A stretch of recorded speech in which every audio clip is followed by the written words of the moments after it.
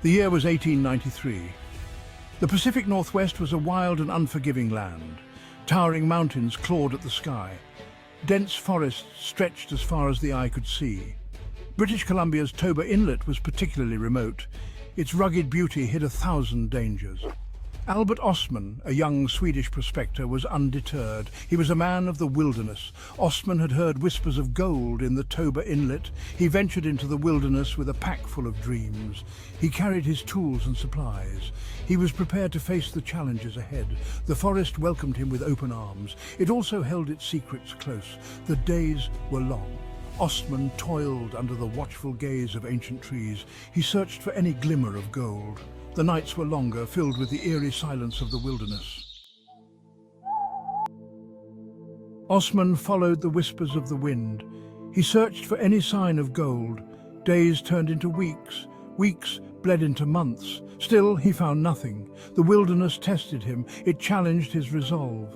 But Ostman was not one to give up easily. He pressed on, driven by hope and a thirst for adventure. He set up camp near a stream. The sound of rushing water was a comfort. He built a fire. The flames kept the darkness at bay. He ate his meager rations. He dreamed of the day he would strike it rich. One night, as he lay down to rest, Ostman felt a strange uneasiness. He couldn't shake the feeling that he was being watched. The stage was set for a night that would change his life forever. The night was moonless. The forest was a black void. Ostman woke with a start. He felt a presence near his camp. His heart pounded in his chest. He lay perfectly still, listening intently. A twig snapped. Leaves rustled nearby. Something was out there. Ostman's senses were on high alert. He slowly reached for his rifle. Suddenly, his campsite was flooded with light. A giant, hairy creature stood over him.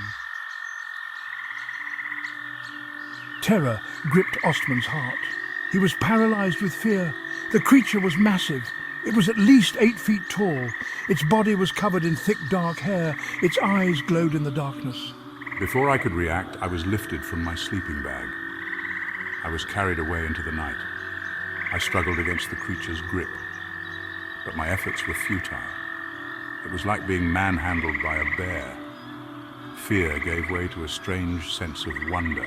He was carried for what felt like hours. The creature moved with surprising speed and agility. The forest opened up into a clearing. A small group of similar creatures gathered around him. Ostman realized he was not going to be harmed. Section 5, the Sasquatch family. I found myself staring into the eyes of a family of Sasquatch. There were 4 of them in total. A massive male, a slightly smaller female, and 2 juveniles. They were unlike anything I had ever imagined, both terrifying and strangely familiar. The Sasquatch were covered in hair. Their faces were broad and flat. They had deep-set eyes that seemed to hold ancient wisdom. They communicated with a series of grunts, whistles, and gestures. Despite his terror, Ostman found himself strangely drawn to them. They didn't seem to view me as a threat. They were curious about me. They examined my belongings, poked and prodded at me with their long, powerful fingers. The juveniles were especially playful. Ostman began to feel a glimmer of hope. Section 6, Signs of Intelligence. As days turned into weeks, I learned to coexist with my captors. I discovered that the Sasquatch were highly intelligent creatures. They were not the mindless beasts of legend. They possessed their own language and displayed complex social interactions. They were skilled hunters and gatherers, living in harmony with nature. One evening, the male Sasquatch brought a strange object to me. It was a small, carved wooden figure. Ostman realized the Sasquatch were capable of art and abstract thought. This realization sent shivers down his spine. Section 7, Escape to Civilization. Despite the growing bond between me and my captors, the desire for freedom gnawed at me. I longed for the familiar comforts of civilization. I missed the sound of human voices and yearned for the taste of cooked food. I knew I had to escape. One day, opportunity presented itself. The male Sasquatch became ill.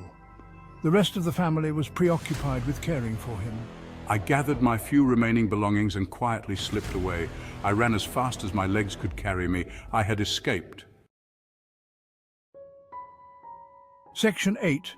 The Enduring Mystery. Ostman eventually made his way back to civilization.